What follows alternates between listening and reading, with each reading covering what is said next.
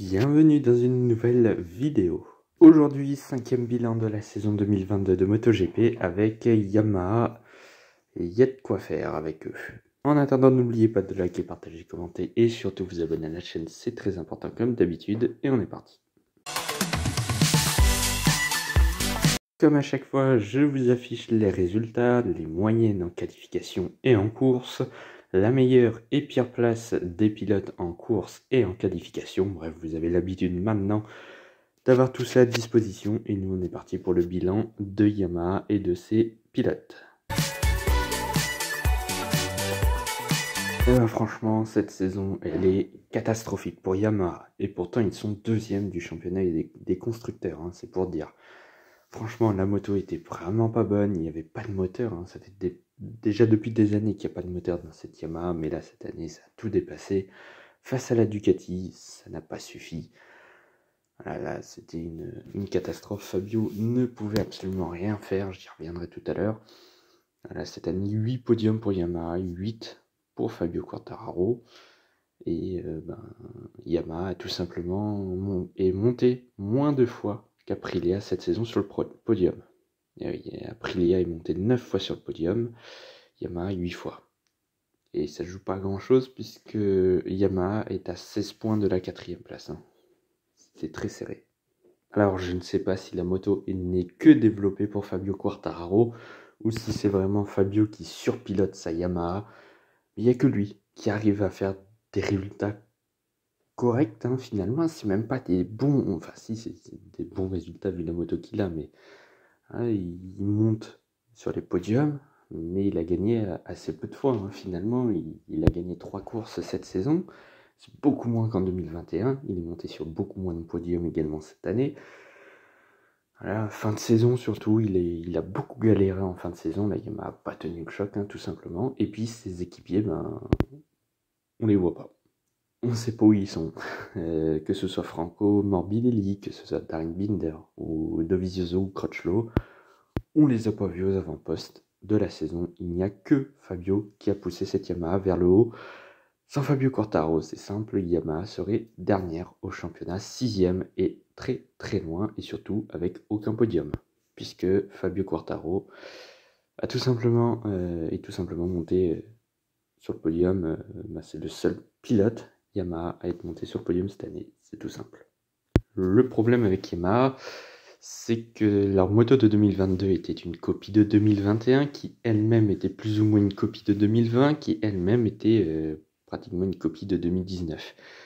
Bref, Yamaha, ça fait 2, 3, 4 ans qu'ils sont en arrêt de travail, hein, je crois. Et puis là, vu les essais hivernaux qui se sont déroulés il y a quelques jours, ça n'a pas l'air d'aller dans le bon sens. J'ai très peur pour Yamaha. Bref, le gros point faible de cette Yamaha, c'est le moteur. Dans les lignes droites, ils perdent toute l'avance qu'ils ont dans les virages, où ils arrivent, en tout cas Fabio arrive à être plus ou moins bien dans les virages, mais ils perdent tout en ligne droite, on voit, hein, ils perdent souvent 2, 3, 4, 5 dixièmes par ligne droite. Donc bon, comment voulez-vous gagner avec ça? C'est pas possible. Bref, pour la note de Yamaha, je leur mets 9 sur 20, hein. Je peux pas mettre la moyenne là-dessus. Fabio, il surpilote cette Yamaha, et même encore cette année, il n'a pas réussi à remporter le titre finalement. Même lui n'était pas forcément à l'aise, surtout en fin de saison. Et puis les trois autres pilotes, ils étaient tout simplement invisibles, hein, on les a pas vus. Pour Fabio Quartararo, franchement, une saison galère, hein.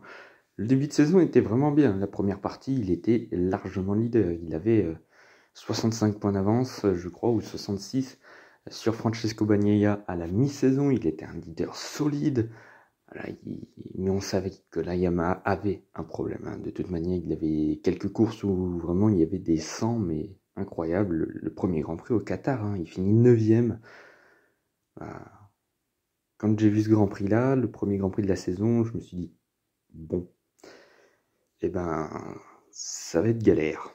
Effectivement, c'était galère, mais finalement, il a sauvé Yamaha. 3 victoires, 8 podiums. Voilà, c'est juste génial, hein. Il montre quand même qu'il est un très grand pilote. Et il n'est pas champion du monde pour rien. Il surpilote cette Yamaha, un peu à l'instar de Marc Marquez qui surpilote cette Honda. La Yamaha est même pas faite pour lui, hein, finalement. J'allais dire qu'elle était faite que pour lui, mais non, en fait, même lui a eu du mal, surtout en fin de saison, hein. La première partie de saison est très bonne, la deuxième partie de saison est très mauvaise, avec également, on peut pas mettre que la faute sur la moto, il y a beaucoup d'erreurs de Fabio sur la deuxième partie de saison. Il y a eu déjà cette erreur aux Pays-Bas, après il s'est fait prendre un long lap au Grande-Bretagne qui lui a coûté des points. Mais surtout sa chute en Australie par exemple, voilà, en Thaïlande il n'avait juste aucun rythme, hein. À la régulière il a fini 17ème. Donc compliqué, deuxième partie de saison très compliquée. Dans le même temps, Francesco Bagnaia lui avait mal commencé et a fini comme une bombe, et il l'a dépassé au dernier moment dans le championnat.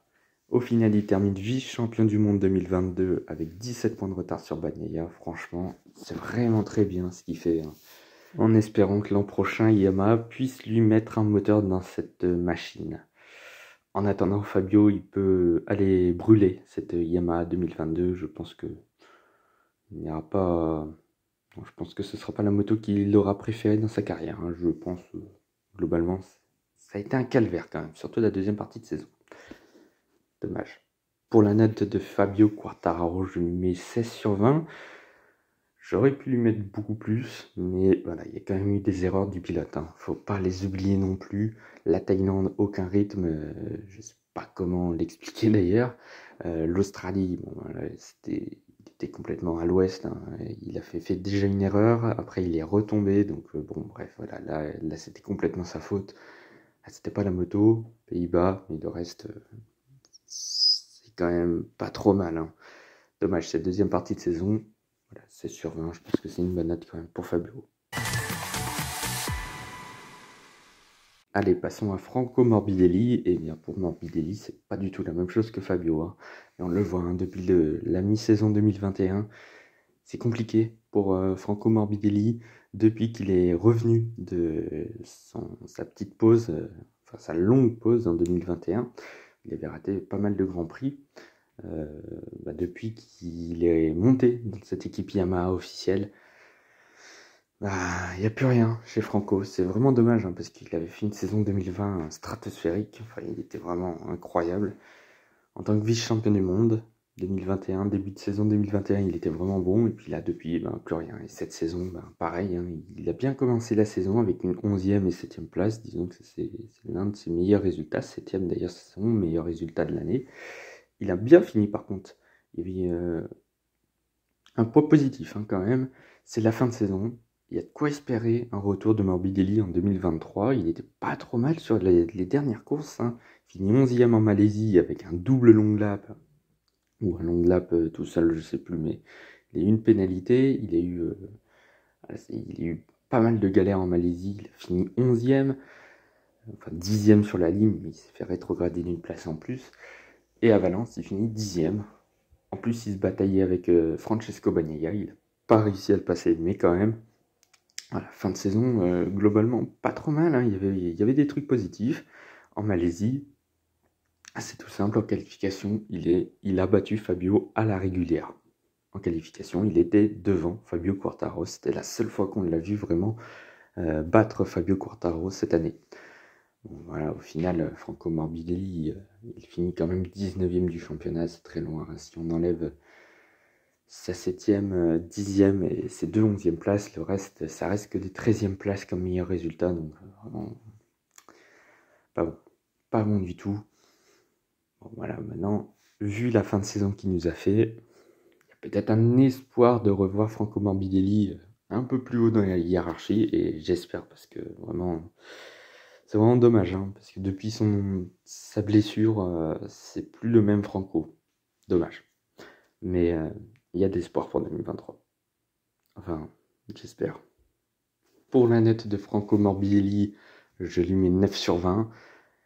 Un 9 sur 20, mais franchement, j'ai vraiment essayé de donner un maximum de points pour lui, hein. Franchement, la fin de saison est à son avantage. Et voilà, globalement, c'est pas bon. Allez, on passe maintenant au pilote RNF.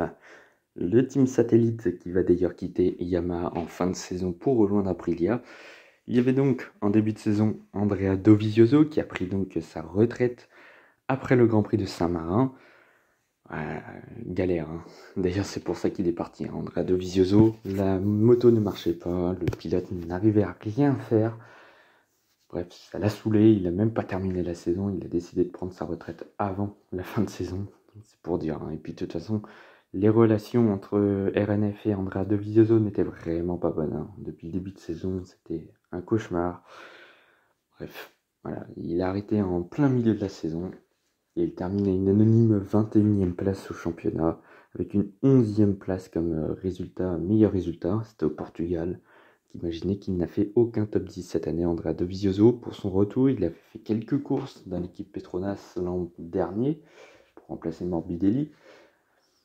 Mais voilà, bon, globalement, il n'y a rien à tirer de cette saison pour Andrea Dovizioso. Il a pris sa retraite. Voilà, il a quitté définitivement le monde de la MotoGP. Pour la note de Andrea Dovizioso, je lui mets 9 sur 20.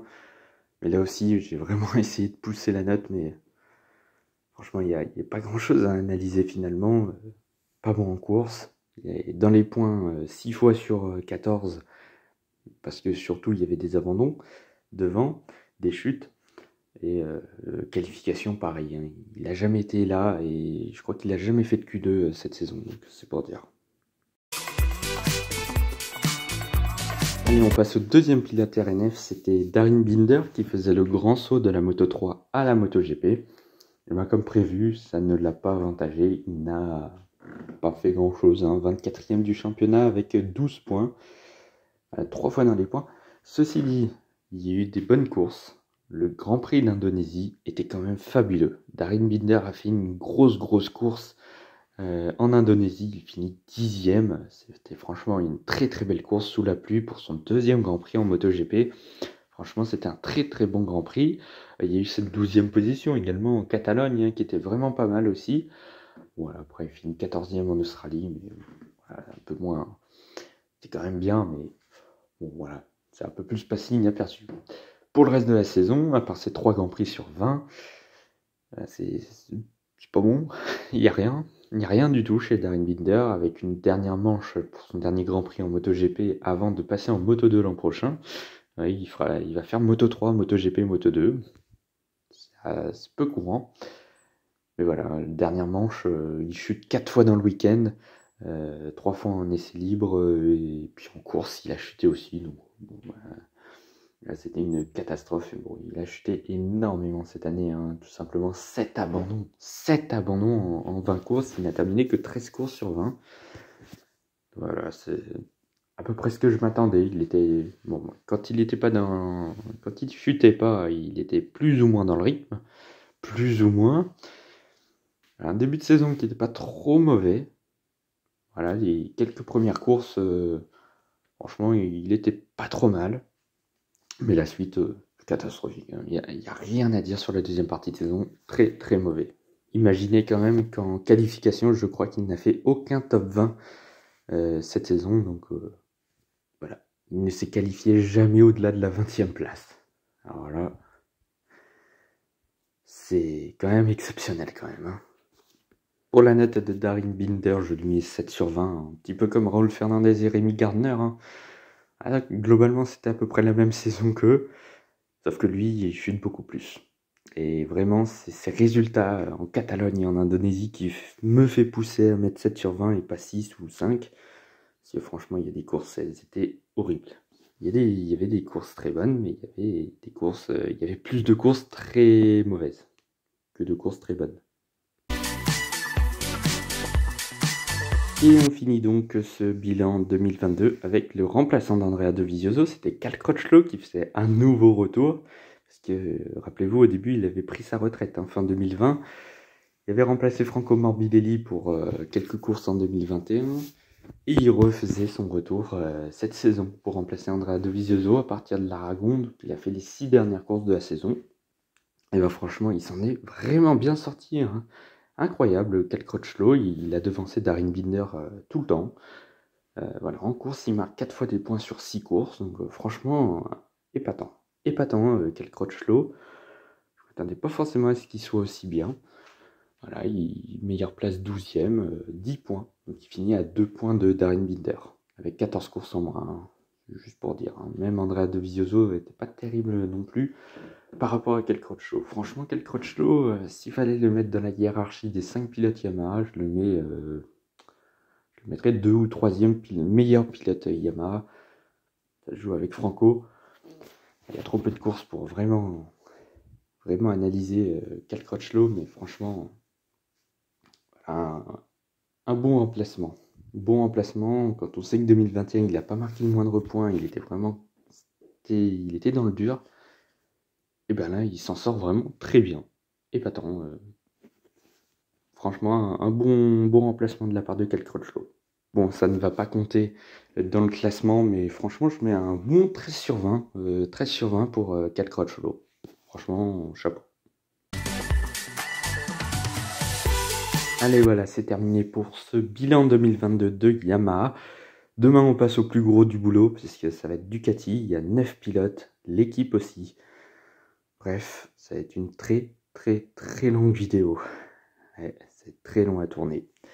Bref, n'oubliez pas de liker, partager, commenter et vous abonner à la chaîne, c'est très important. On se retrouve donc demain pour le dernier bilan de la saison 2022 avec Ducati et ses 9 pilotes. Ça va être long. À demain.